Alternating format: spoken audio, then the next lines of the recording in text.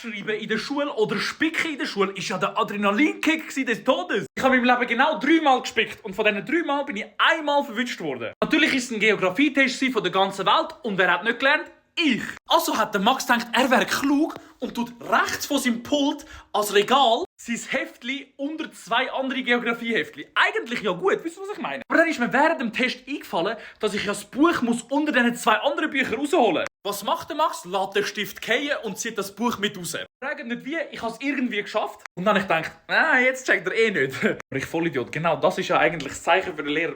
Vielleicht muss ich den ein bisschen besser im angehen. Also was mache ich während der Prüfung? Ich schaue die ganze Zeit unauffällig rechts. Wisst ihr, wie das unauffällig ausgesehen hat?